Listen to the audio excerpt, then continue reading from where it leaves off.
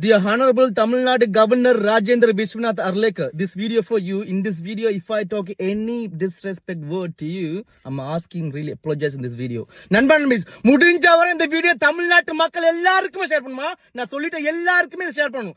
ஏண்டா பொறம்போக்கு ராஜேந்திர விஸ்வநாத் நாய, ஏண்டா நீ கவர்னருக்கு லாயக்கடா. ஏண்டா டேய் ஒருத்தன் வந்துட்டு மெஜாரிட்டி கட்சியில கூட நிக்கிறான், 113 நிக்கிறான்னு சொன்னா அவனுக்கு சான்ஸ் கொடுத்து பார்லிமெண்ட்டுக்கு அனுப்பண்டா.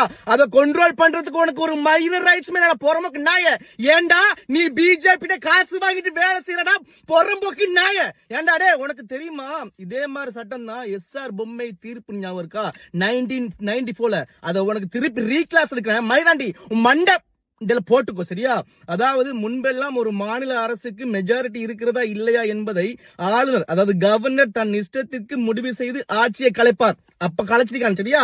அப்புறம் வந்துட்டு இதை எதிர்த்து கர்நாடகா முன்னாள் முதல்வர் எஸ்ஆர் பொம்மை தொடர்ந்த வழக்கில் உச்ச நீதிமன்றம் ஒரு வரலாற்று சிறப்புமிக்க தீர்ப்பை வழங்கியது.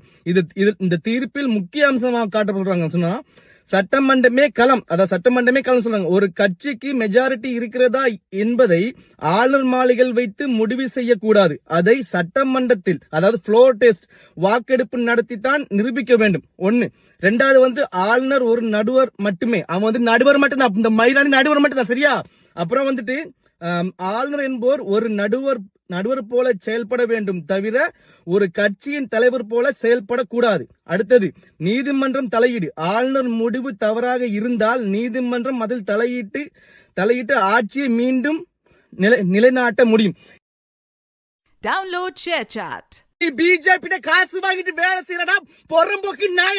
ஏண்டா டே உனக்கு தெரியுமா இதே மாதிரி சட்டம் தான் எஸ்ஆர் பொம்மை தீர்ப்பு ஞாபகம் இருக்கா 1994 அத உனக்கு திருப்பி ரீக்ளாஸ் எடுக்கிறேன் மைதாண்டி மண்ட இதுல போட்டுக்கோ சரியா.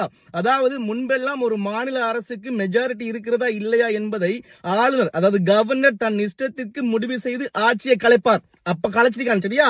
அப்புறம் வந்துட்டு இதை எதிர்த்து கர்நாடகா முன்னாள் முதல்வர் எஸ்ஆர் பொம்மை தொடர்ந்த வழக்கில் உச்ச நீதிமன்றம் ஒரு வரலாற்று சிறப்புமிக்க தீர்ப்பை வழங்கியது.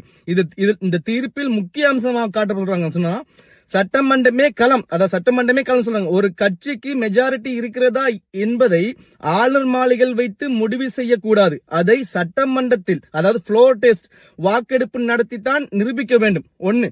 ரெண்டாவது வந்து ஆளுநர் ஒரு நடுவர் மட்டுமே, அவன் வந்து நடுவர் மட்டும்தான், இந்த மைதானி நடுவர் மட்டும்தான் சரியா.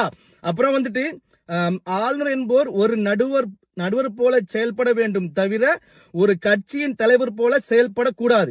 அடுத்தது நீதிமன்றம் தலையீடு. ஆளுநர் முடிவு தவறாக இருந்தால் நீதிமன்றம் அதில்